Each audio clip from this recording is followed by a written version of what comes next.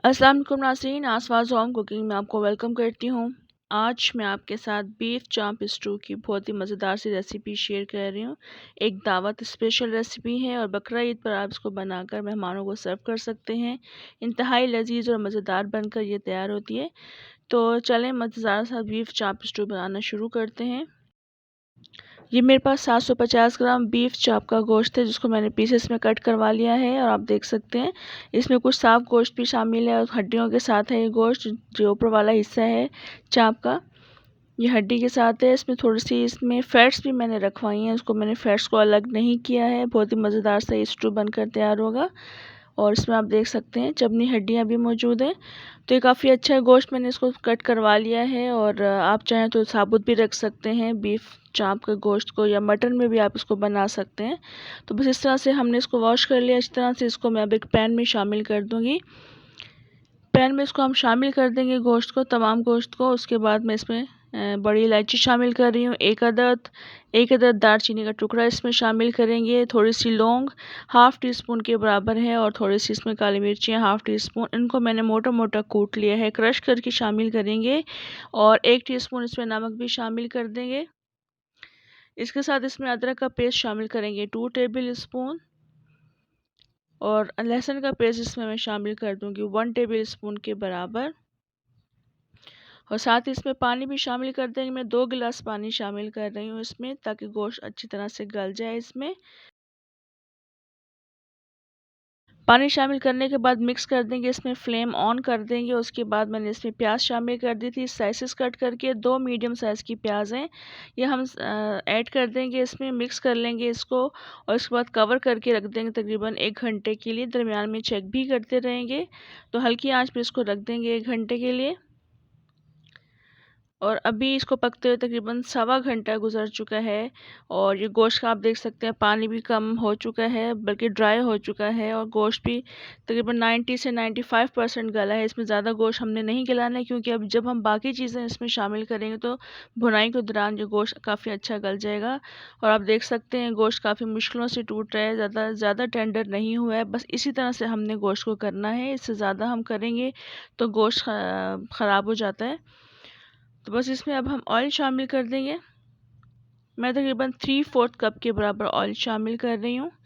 Oil हम पहले इसलिए शामिल नहीं करते हैं कि अगर हम ऑयल पहले शामिल करके इसको हम गलाने के लिए रखते हैं तो गोश्त जो है वो, उसकी जो कुकिंग प्रोसेस है वो लंबा हो जाता है, ज़्यादा हो जाता है। गोश्त के गल जाने के बाद इसमें ऑयल शामिल करेंगे, भुनाई करेंगे 3 से 4 मिनट ऑयल के साथ। उसके बाद स्पाइसेस शामिल करेंगे। 2 टीस्पून में कुटी हुई लाल मिर्च शामिल कर रही हूँ। 1 टीस्पून इसमें लाल मिर्चों का पाउडर शामिल करेंगे। 1/4 टीस्पून इसमें हल्दी शामिल कर देंगे। और कुटा हुआ धनिया हमने इसमें शामिल किया 1 टेबल स्पून भर के। नमक हम पहले ही शामिल कर चुके थे।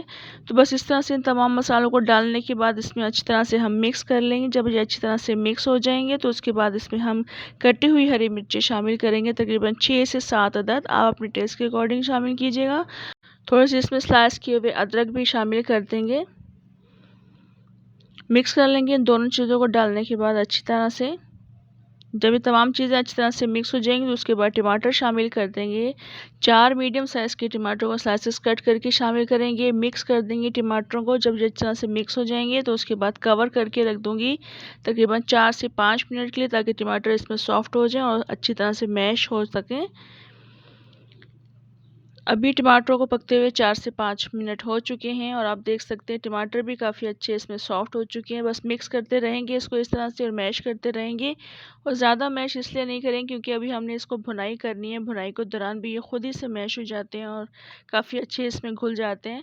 थोड़ा बहुत नज़र भी आना चाहिए, क्योंकि मैं स्टू बना रही हूँ तो स्टू में थोड़े से मसाले खड़े रहते हैं। तो बस इस तरह से जब टमाटर मैश हो जाएंगे तो उसके बाद हम दही शामिल कर देंगे। हाफ कप के बराबर दही को फेंट कर शामिल करेंगे, या आप ऐसा कर लीजिएगा 4 से 5 टेबल स्पून भी शामिल कर सकते हैं। दही लाजमी शामिल कीजिएगा, बहुत ज़्यादा मज़ेदार सा ये स्टू बनकर तैयार होता है। तो बस दही को डालकर हम अच्छी तरह से मिक्स कर लेंगे। और जब ये अच्छी तरह से दही मिक्स हो जाएगा तो मज़ीद हम 4 से 5 मिनट के लिए इसको कवर करके रख देंगे। और अभी दही के साथ गोश्त को पकते हुए मज़ीद 4 से 5 मिनट गुजर चुके हैं, और काफ़ी अच्छा इसमें दही में जो पानी रिलीज़ हुआ था उसमें गोश्त काफ़ी अच्छा भुन चुका है। और आप देख सकते हैं कितना अच्छा ये बनकर तैयार हो रहा है। और गोश्त में हमने कसर इसलिए छोड़ी थी क्योंकि हमने इसको टमाटर और दही के साथ भुनाई करनी थी, तो गोश्त काफ़ी अच्छा गल जाता है। इसके बाद इसमें हम कुछ साबुत लाल मिर्ची शामिल कर देंगे। मैंने 8 से 10 अदद शामिल किए हैं। कुछ हरा धनिया भी ऊपर से स्प्रिंकल कर देंगे। इसके बाद इसमें पिसा हुआ गरम मसाला शामिल कर देंगे, हाफ़ टी स्पून के बराबर। इन तमाम चीज़ों को डालने के बाद अच्छी तरह से मिक्स कर देंगे और कवर करके रख देंगे 3 से 4 मिनट के लिए।